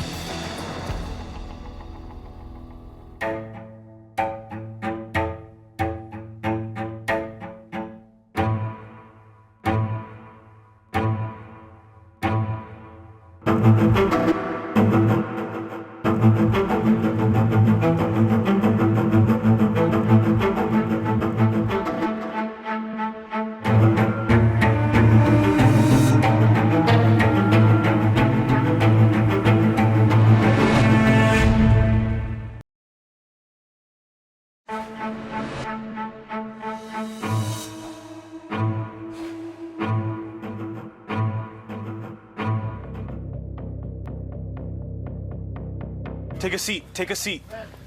Oh my God. Hey, we need it. Oh my God. What happened to you? In the early morning darkness of February 15, 2020, police body cameras were recording as Amie Harwick, barely clinging to life outside of her Hollywood Hills home, was taken to a hospital. If she says anything in the hospital, I need to know that. As EMTs tried to save Amie, officers from the Los Angeles Police Department tried to make sense of the scene. Amie's roommate, Michael Herman, appeared to be the only witness. He told officers an intruder had attacked Amie. I swear to you, that was a struggle I heard. But is there any sign of the intruder? There wasn't. Scott Masterson was the lead detective. All we knew when we showed up was that a female was found on the ground in the back of the house. We're wide open to what really went on. Even open to the possibility that this wasn't foul play at all. When officers searched the three-story house, they found Amie's purse, jacket, and broken necklace on the floor. Not exactly telltale signs of a crime. And a discovery on Amie's balcony made them wonder if this could have been an accident or even suicide. On the deck of the balcony, we found a medium-sized syringe, and it was loaded with a yellowish-brown substance. Yeah, it's heroin. When the officers first saw that, they thought, what, was this some kind of drug deal or incident? Exactly. Or maybe she was using drugs and fell over. They didn't know. Sir, do you know her history of drug use? No, she's sober. She doesn't drink it. She didn't even drink. She doesn't drink. She doesn't even drink. She's sober. And when I first saw it, I said, that's not heroin. Not heroin, but he didn't know what it was. But what did you think? Wasn't that odd? Very odd. Very strange. And very strange to investigators, says Masterson, was that Michael had blood on his shirt. And although he said he was a roommate, he didn't have his keys to the house when first responders arrived. They don't know if he's part of the problem, part of the solution. Hey, he might be a suspect, dude, because he's got blood on him. So, they're thinking, was he in a fight with her? That was not true.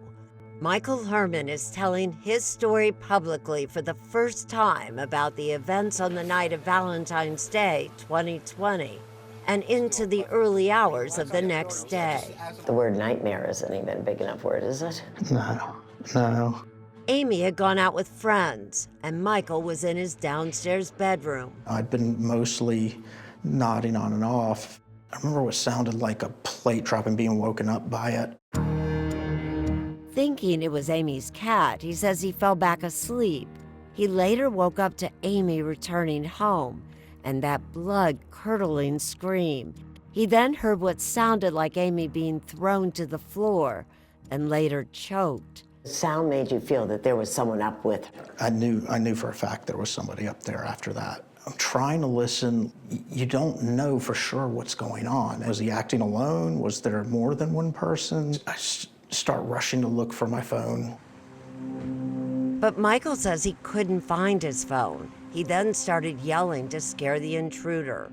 I remember thinking, like, this is so much worse than any horror movie I've ever seen. You're realizing that to save her, like, you've got to make the decision to leave her. It was such a hard decision. Michael fled the house to get help, but when he got to the front gate, it was locked. He climbed over a fence, cutting himself on spiked rods. Frantically, he ran to the next-door neighbor's house.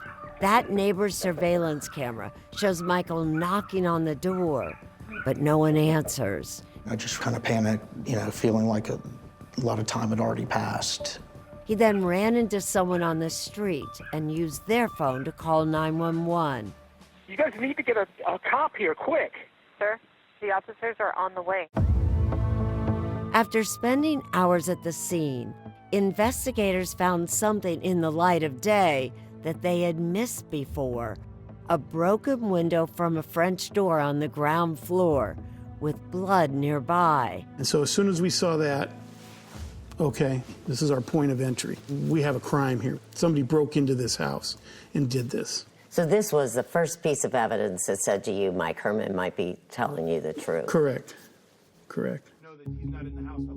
Later at the Hollywood police station, Michael told Masterson about the person he believed was responsible. Told them she had an ex-boyfriend that she had had a restraining order against that had expired. I don't know his name, but Robert would know his name. Robert is Robert Koshland, one of Amie's closest friends. We first spoke to Robert in 2020. He told us what he told police.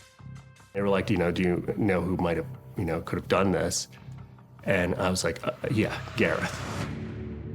Gareth Pershouse, an old boyfriend whom Amie had had a troubled relationship with when they dated almost 10 years earlier. I was like, you need to go find this guy right away. Masterson then broke the news to Robert and Michael. Amie had died at the hospital. She was 38 years old. How difficult was it to hear that Amie didn't make it? It's still difficult to hear. As investigators worked to find Amie's ex-boyfriend, they also tried to find Amie's parents, Penny and Tom Harwick, in Pennsylvania. The Harwicks remember getting ready for bed when there was a knock at the door. It was the local police. And he said, Amie's been murdered.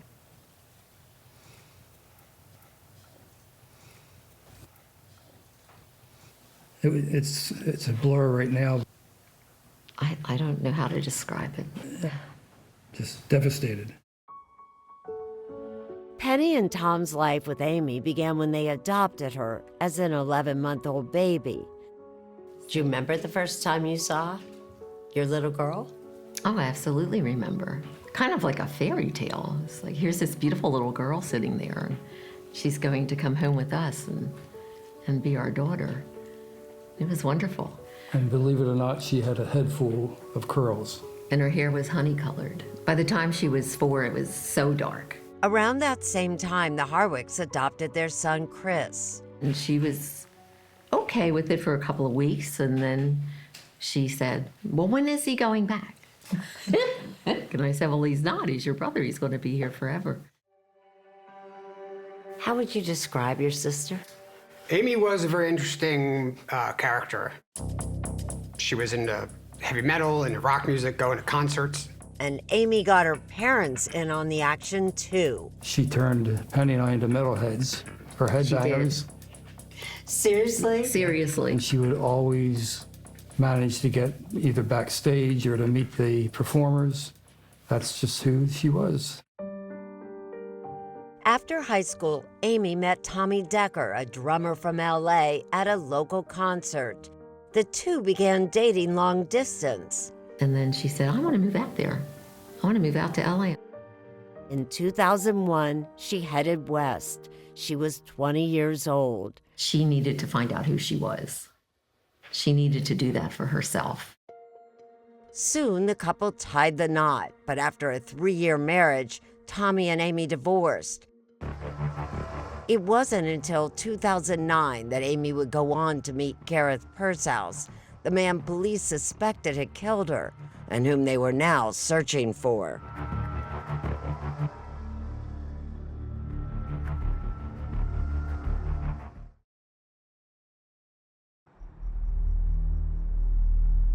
Heartbreak for a local neighborhood after a well-known therapist was killed at her Hollywood Hills home. People have left flowers here for Amie Harwick, and her friends and family are hoping for justice. I was very confident that, Gareth Pursehouse was our guy. Within 13 hours of Amie Harwick's death on February 15, 2020, police descended on Gareth Purshouse's beachside neighborhood to arrest him. You could tell he was playing the old, what's this about? Why do you want to talk? Who? Oh, yeah, I know Amie, sure, yeah. He basically was saying, I've been at home. Detectives weren't buying that story or the explanation Pursehouse gave for what appeared to be a fresh black eye. He blamed a home renovation. I said, I think you better get a contractor. If you get a hold of a power tool, you're going to be in real trouble. Pursehouse was charged with Amie's murder on February 19, 2020.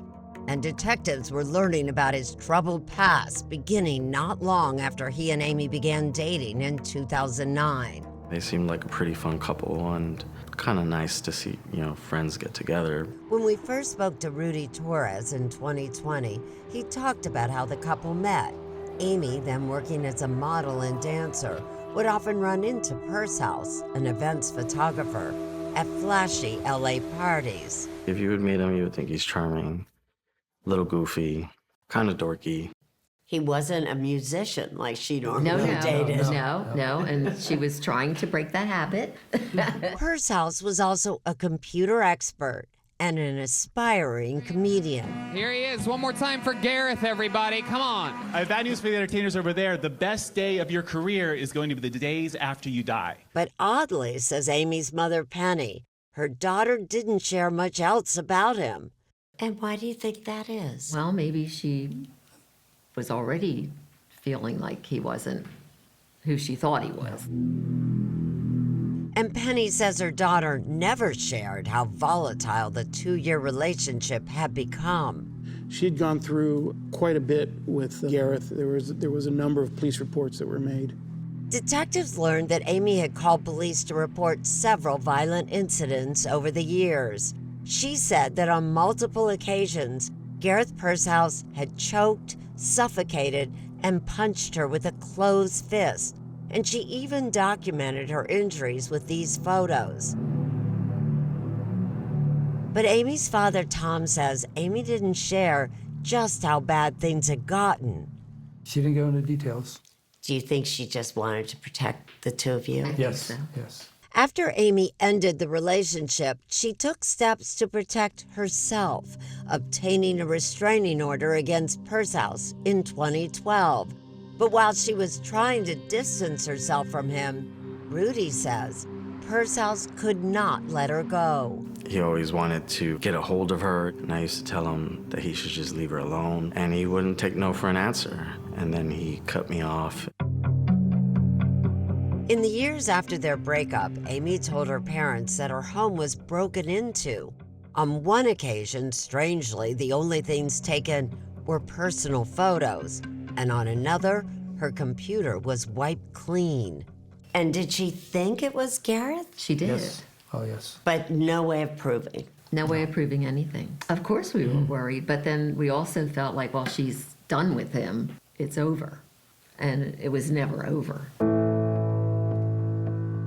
And Penny says Amie was thriving, getting a degree to become a licensed therapist. Hi, this is Dr. Amie Harwick, licensed marriage and family therapist. Amie posted therapy videos on her social media.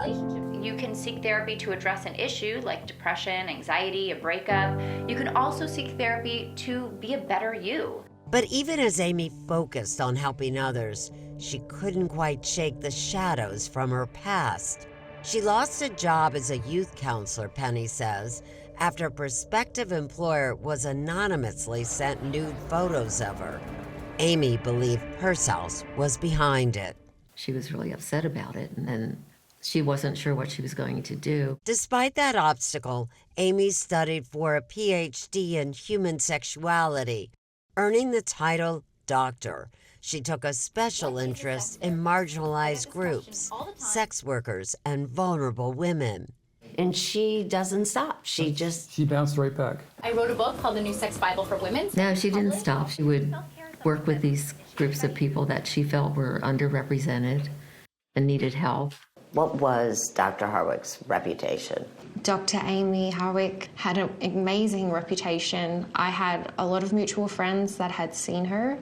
Emily Sears, a model who's graced the cover of Maxim magazine, first started seeing Dr. Amie Harwick in 2017, in part to help her overcome anxiety she had around dating and intimacy. I felt that she was relatable. Well, I didn't know just exactly how relatable it was. Even when she opened up to Amie about an abusive ex-boyfriend who had stalked her, Emily says Amie never told her about her own similar experience. And that still is something that I am struggling to process, knowing that I was sitting across from her and she had been through so much that was similar. As Amie was helping Emily work through her issues around dating, Amie was taking a chance on a new man in her own life. Happy Valentine's Day. Drew Carey, comedian and host of The Price is Right on CBS. She was obviously really beautiful. She was really smart. She just wanted to help people, especially women. We spoke to Carey in 2022. He said it wasn't long after meeting Amie at a party that he decided she was the one. And I said, if this keeps going the way it's going, I'm going to marry her. And what happened? What happened was he ended up taking her to Paris on New Year's Eve and proposing to her. She accepted. Drew and Amie shared the news on his show soon after. I'd like to introduce you to my brand new lovely fiance, Amie. How you doing, Amie? But instead of spending the rest of their lives together, later that year, the couple split up. How did she take the breakup? She was devastated. I mean, she broke it off. And I think that's because, well, fame was getting in the way. That's because, says Penny, Amie feared that with the added public attention she was getting while on the arm of a celebrity, she could be putting herself in danger. You know who was watching, and it made her worry.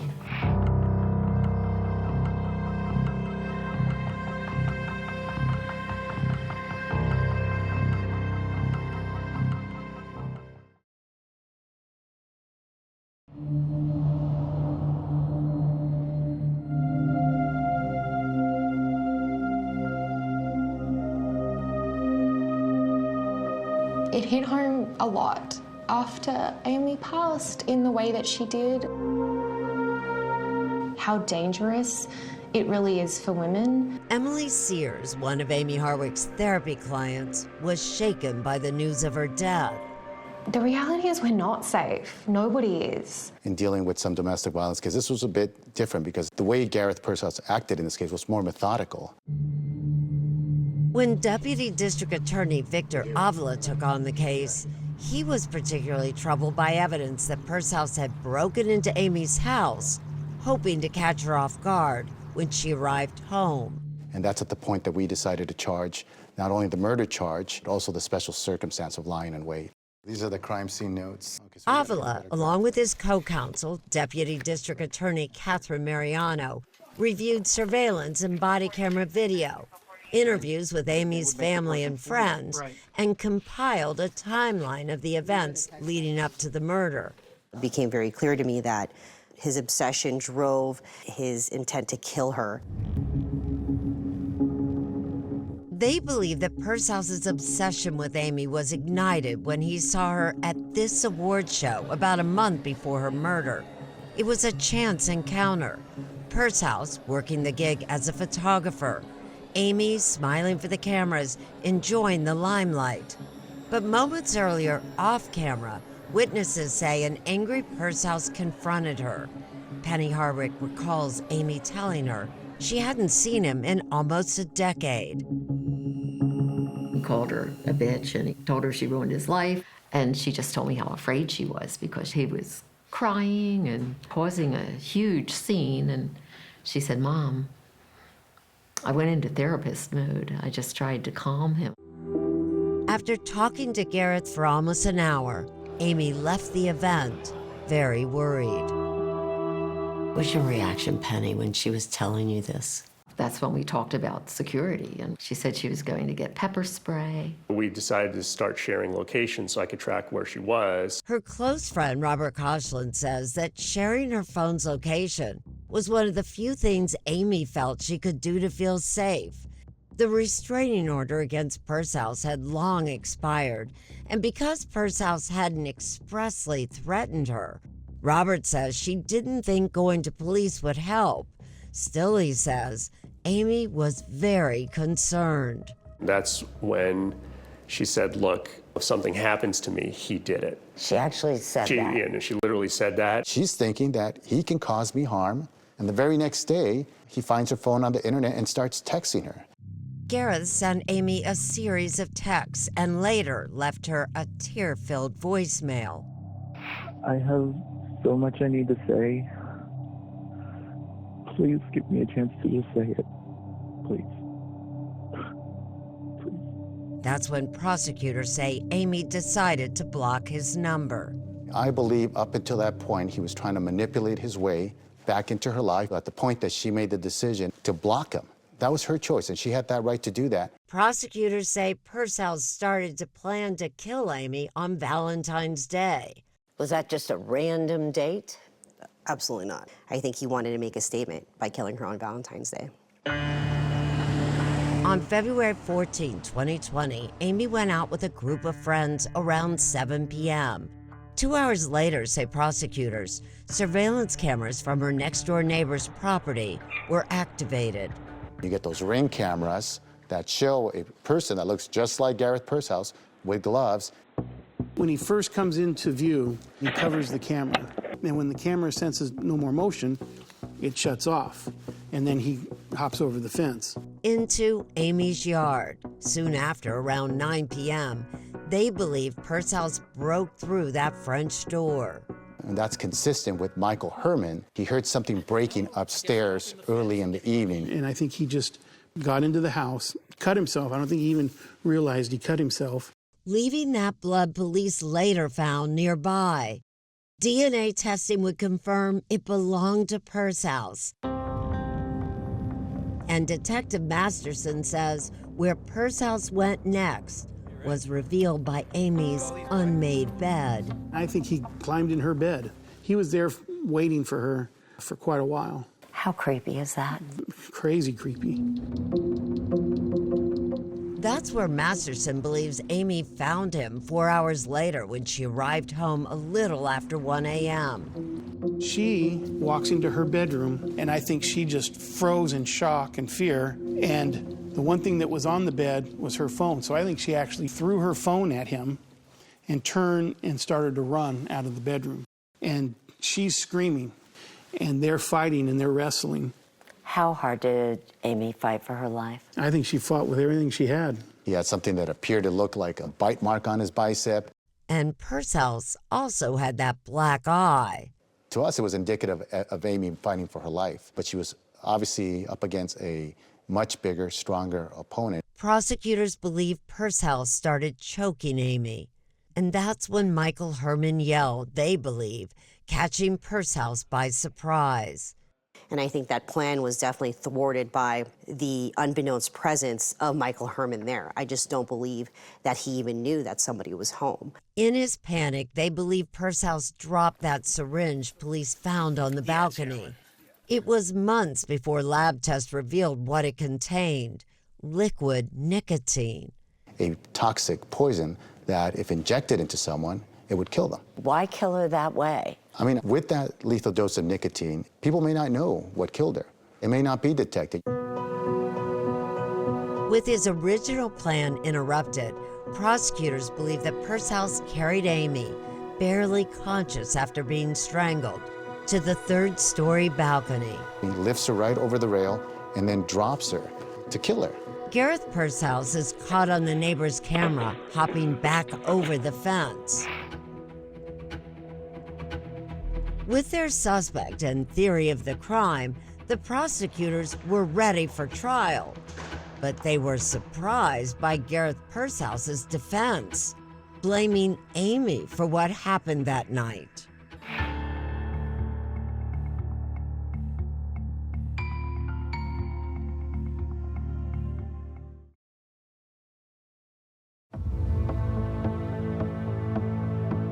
In August 2023, more than 3 years after Amie Harwick's death, her accused killer, Gareth Purcell, went on trial. I almost didn't recognize him. Right.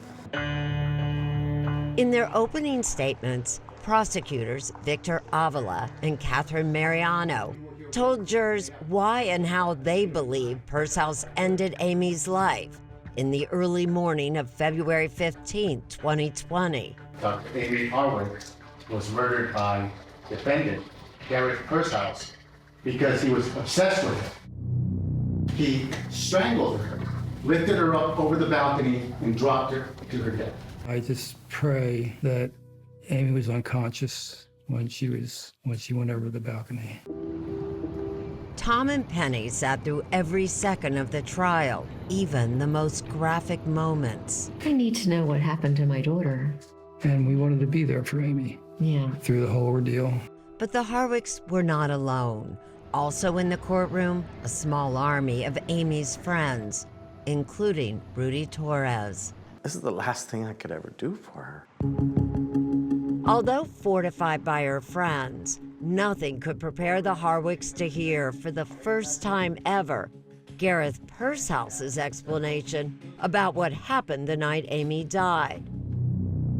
Defense attorney Evan Franzel claims that running into Amie in January 2020 at that award show had sent Purcell into, quote, a deep, debilitating depression, unquote. And the only way out of it was to talk to Amie on Valentine's Day 2020. His only intention that night was to speak to her. What was your reaction to that? Bull. To put it bluntly, they're making up stories because they have no defense. And as for that nicotine-filled syringe found at the crime scene, Purcell's defense attorney says it wasn't for Amie. He brought it intending to kill himself. Why didn't he? No, he was on a mission to kill her. He was wearing gloves when he went there. He covered up the cameras. What's the purpose in doing all that if you're going to kill yourself there in front of her? In this trial, the defense tells the jurors they will hear from an accident reconstructionist who will show that Amie fell on her own. Defense attorney Franzel then shows the jury two images: a screenshot of the reconstruction showing an animated figure hanging from the balcony, and an undated photo of Amie posing on top of a balcony railing. you'll see that she had a certain comfort level with the balcony railing. Beautiful young lady, wasn't she? She looked glorious. What was your reaction? Ridiculous. I couldn't take it seriously. It was just so far-fetched to me. She's been strangled, she's debilitated. So for her to then climb over a 3-foot rail, do all that, it doesn't seem reasonable. It seems actually unreasonable. The defense's opening concludes with this damning admission. Yes, Gareth Purcell was waiting in her home. He broke into her home. Had he not been there, she wouldn't have died that night. That is not in dispute. He set a chain of actions into motion that led to her death. But the evidence will show that he never intended on killing her. Over the course of 10 days, the prosecution presented its evidence to prove that Gareth Purcell's did intend to kill Amie Harwick. Dozens of witnesses testified for the state, including Detective Masterson, now retired, Robert Koechlin, and of course, Amie's roommate, Michael Herman, the man who heard it all. Michael described for the jury how after that incident on the red carpet, Amie had been concerned about those French doors that Purcell's would later use to break into her home. Amie had met with a handyman. I remember they were over by the glass doors, and Amie was pointing it out and telling him, we need to secure this. Prosecutors also played for the jury this taped jail conversation between Purcell's and his friends after his arrest. I guess I'm officially a bad boy now, right? I've always been kind of... Just a couple of weeks after he's been arrested for murder, he's laughing with his friends. You never hear any moment of concern for Amie during that call. Yeah, so it's not great. I'm not getting out of here. Why was that important? I think that's one piece of evidence to show a consciousness of guilt. So he knows what's coming because the evidence shows what he did. It proves what he did. When it was the defense's turn to present its case and call its expert witness to show how Amie's fall from the balcony was an accident, the defense suddenly rested without calling a single witness. Didn't that hurt the defense? I am sure some jurors were wondering what happened, so I don't think that helps. During closing arguments, defense attorney Robin Bernstein-Lev presented a new theory of what happened that night, that Amie may have attacked Purcell's. We don't know who initiated the physical confrontation. It is just as likely, if not likelier, she preemptively attacked Gareth Purcell's in order to subdue him because she was afraid of him. You see that all the time, don't you? A 115-pound lady picking a fight with a 230-pound, 6'4" man. Just preposterous on its face. Did that make you mad? Oh, it took all my willpower to stay in that seat, to keep my mouth shut.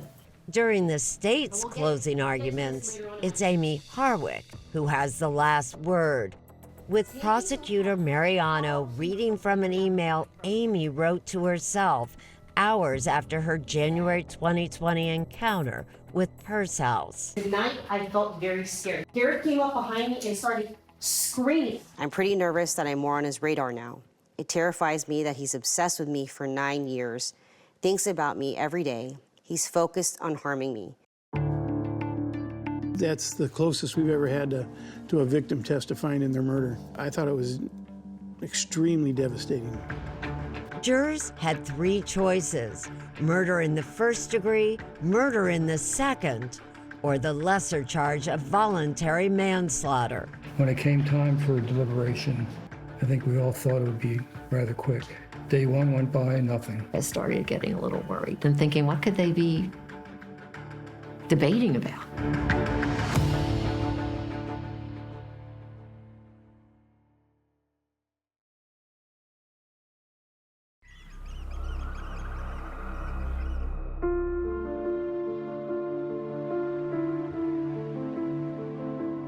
I felt nervous. Yeah. Because you never know.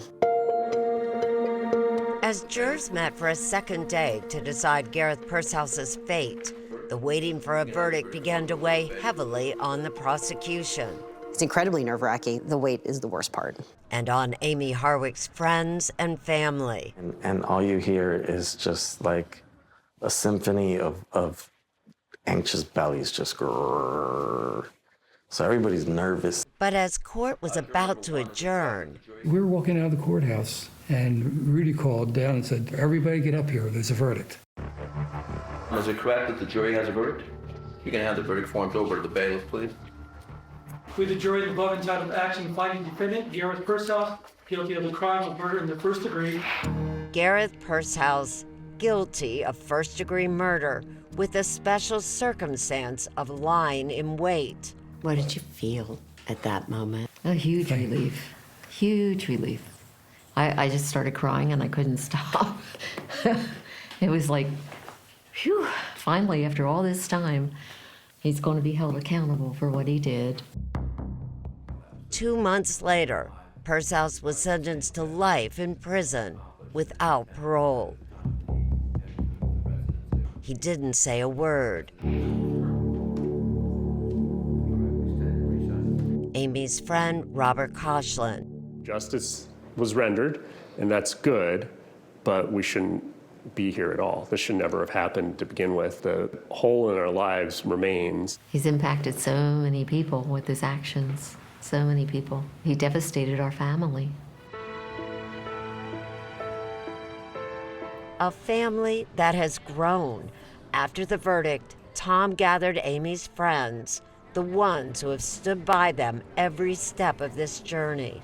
I said, you're not our friends, you're family. You really have become our family. Could you have gotten through this without them? No. I don't think so. It's a testament to the amazing life and community Amie Harwick created. She was really happy. She was really happy that she had really gotten her life together. Man, we were all happy. Michael Herman says he still keeps replaying that night. She's gone, and I'm still here. You want a second chance. I'm still trying to save her. Michael Herman has a lot of survivor's guilt. Oh my goodness. He did the exact right thing. He made all the right decisions. Do you feel your sister got justice? I feel she did. Amie's brother, Chris. We wish that she still could be here to continue to help people, because that's what she was all about. We lost a friend, but so many other people lost a healer. I think of Amie every day because she helped me so much. Emily Sears says she's struggling without Amie's guidance. That's just so hard to feel safe when this is the reality of what happened to her and what happens to so many people. Amie's loved ones are hoping to change that reality.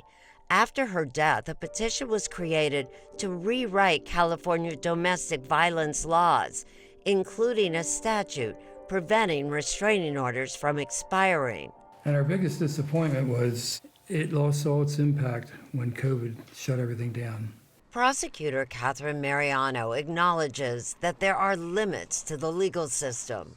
By the time it gets to our table, we're in a position to act reactively rather than proactively. But as a society, I think we can always do better, right? After the trial, Amie's parents headed home to Pennsylvania, the place where they first became a family with their little girl, and watched her grow into the woman admired and now missed by so many. What's the hardest part? Just the absence. The quiet. One huge void. One huge void. And I miss our adventures. Adventures remembered when they visit Amie's grave. And I couldn't get a brighter orange. I know orange was your favorite color, but this is the closest I could get. We're not the same people we were before, but we keep trying to be. We miss you, Amie. Every day. We think of you. Anything you wish you had been able to say to her? Just to tell her one more time that I love her. I know she knew it, but I wanted to be able to say it.